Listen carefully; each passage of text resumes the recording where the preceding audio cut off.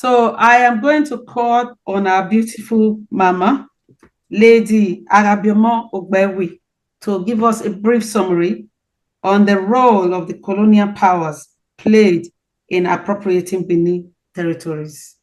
Ima, Weseo, we are looking forward to hearing this. From the reigns of our Oba Aghabiomon the Great, from 1440 to 1473 onwards, and every other Oba in Benin Kingdom that reigned, they were very, very much interested or having the ambition of expanding the kingdom. Most of these Obas were warrior kings. For example, Oba Aghabiomon the Great, Oba Aghabiomon the First himself captured 201 towns and villages. He was a great physician, traveler, and warrior.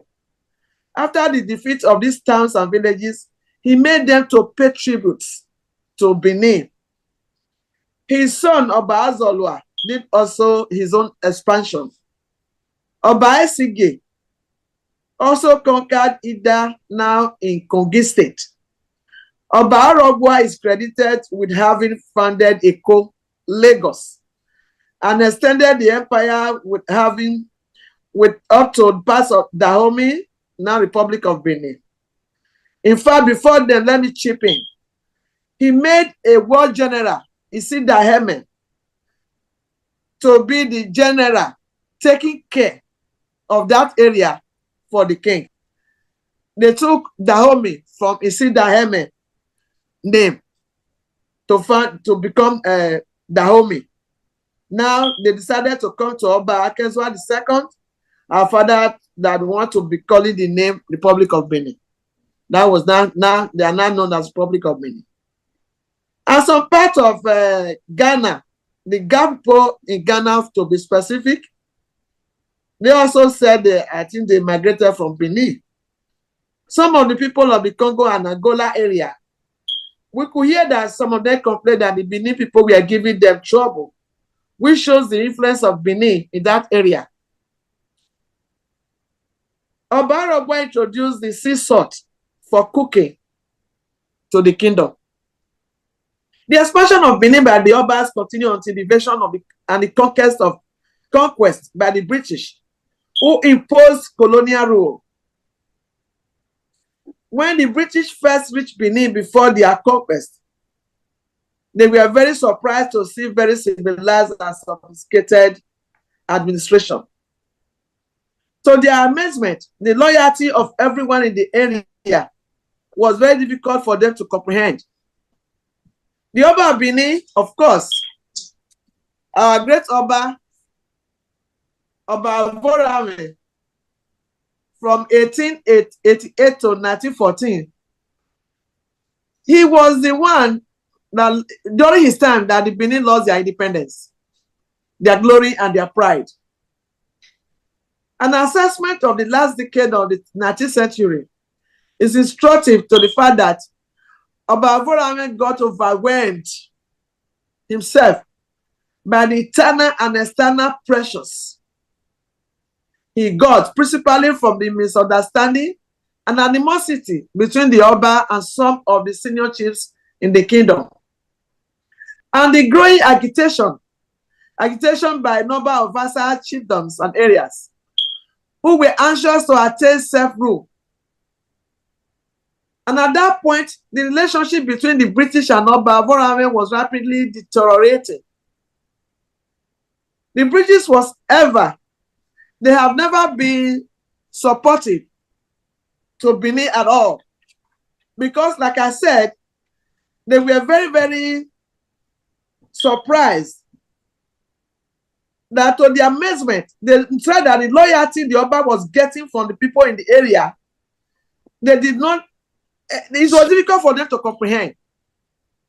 Because they never expected this kind of challenge from a people they believe were uncivilized.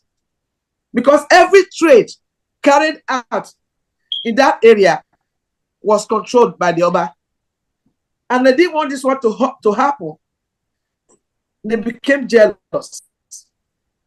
They have to look for a way to disrupt a well-organized society. Henceforth, the agenda was to look for a way to control the kingdom. They first of all came up with the famous treaty in 1892. The simple fact that they had to get permission from the Oba to carry out their trade infuriated them. They had to look for an excuse to wage war against the Oba and the Benin people. After the so-called punitive expedition and eventually exile, the Oba to Calabar, it was obvious that their intention from beginning was realized. Especially those people, the people who were displaced. Anybody, any head, any leader who is displaced, it will be difficult for that person to have any power or control over his subjects. So some of them got away. Even if the British didn't tell them to go, some of them left.